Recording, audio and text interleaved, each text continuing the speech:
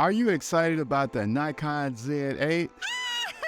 I'm excited too. The big announcement is only days away. After learning the unconfirmed specs, the suggested price, and the delivery date, I'm just wondering out loud, is this basically a Nikon Z9 just losing a battery grip? In this photo news brief, you and I will figure out whether we are putting all of our chips on the table.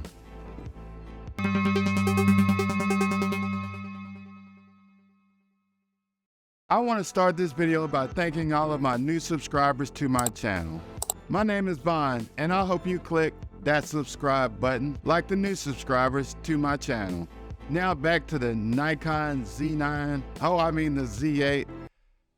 Nikon, with its pending announcement, will add another mirrorless camera to its roadmap. In other news, I want to know whether the Z8 has been distracting us from Nikon's new strategy. After the initial excitement of the Z8 news, my Nikon fanboy enthusiasm has been replaced by reality.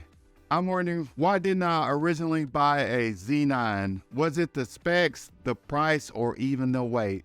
Let's examine if the Nikon Z8 is now the Nikon mirrorless camera you always wanted for your mirrorless camera collection. I'll start with the specs.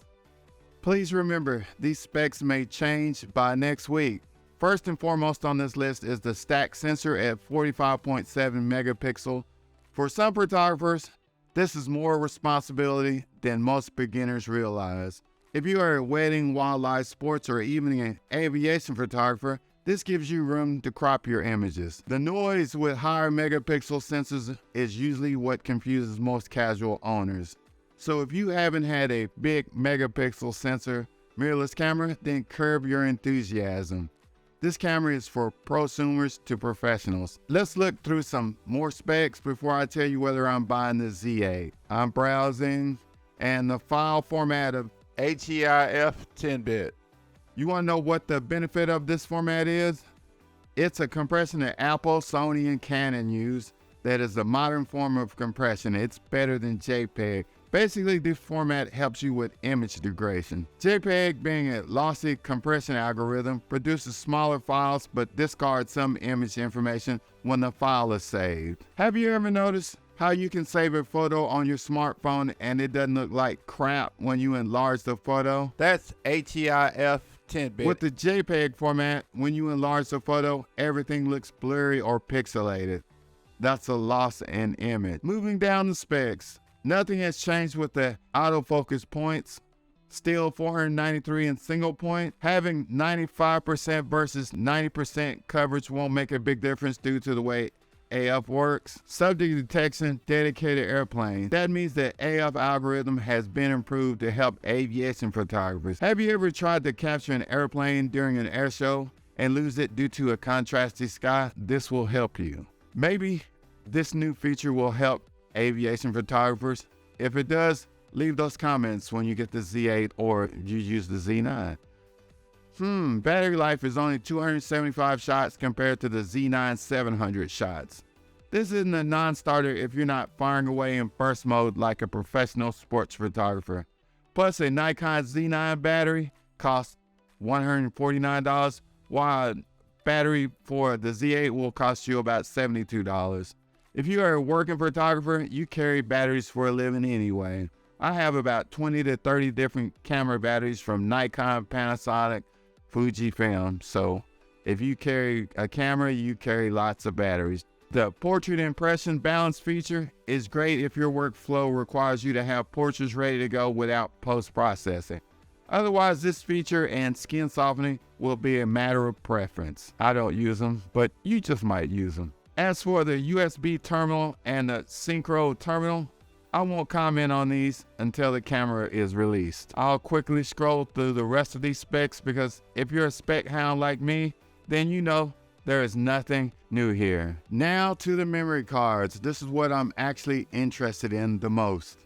The Z8 will use a CF Express Type B card and an SD card. And that means if I sell or trade my FUJIFILM X-H2S or my Nikon Z6 II, I don't have to spend an extra $300 or more on cards. I just saved myself $300 that I can spend on a Z lens. Most new photographers that purchase these cameras don't realize the added cost of memory cards and the cost of extra batteries. So for time's sake, I will skip over the rest of the list and talk about whether the proposed price makes this Nikon camera a steal or a no deal. The estimated price for the Z8 is $4,000 to $4,500 US. That's a savings of $1,000 from the Z9's price. What? For reference, a battery grip for a Nikon Z6 II or Z7 II costs almost $400. So considering the Z8 will be a newer and not readily available with third parties, it will probably run about $600 to $700 range for a Z8 battery grip. So if you buy one later, you'll probably say to yourself, I could have had a Z9. Is this a bargain at $4,000? Let me think for a second. The last piece of news concerning the Z8 is the non-disclosure agreements, or the NDAs. I'm wondering who has one. One photographer has put his channel on watch. Thomas Heaton. I'm wondering if the Nordstroms or Jared Poland have been invited to test the cameras. We will see in a few days. Now, incoming news. We've all been worried about the Z8. Nikon has been working in the background to improve product distribution. Being a Nikon NPS member, I receive Nikon sales notifications all the time. Today, I received some amazing discounts on the Nikon Z5, the Z6 II, and the Z7 II, and I'm not sponsored. So you're probably wondering, what does this all mean? Nikon heavily discounts cameras when they are going to replace old cameras. It's their way of depleting their stock of old cameras. In the process, the newer cameras will overtake those original price points, possibly the Z6 III and the Z7 III. That means Nikon will probably do a feature development announcement in their May the 10th announcement. FYI, Nikon is building a plant in the USA for digital manufacturing. This is the headline from Nikon. Nikon established this new company in the United States to transform the future of digital manufacturing. This marks a critical milestone in Vision 2030. And this is a headline from April the 26th, 2023. The new company will be based in California and serve as a global headquarters of advanced manufacturing business units established in April 2023. This strategy will locate expert resources and decision makers in close proximity to customers and industry partners. It will also consolidate Nikon's assets to drive innovation and synergy while enabling SLM Solutions Group AG and MOF 3D Incorporated to separately support individual customer programs and requirements. It will also provide customers with one-stop shop and turn factory options. What does this mean? Nikon wants to deliver more product faster to customers on this side of the pond. I hope you are excited about the Nikon Z8 and Nikon's upcoming announcement concerning photography and video.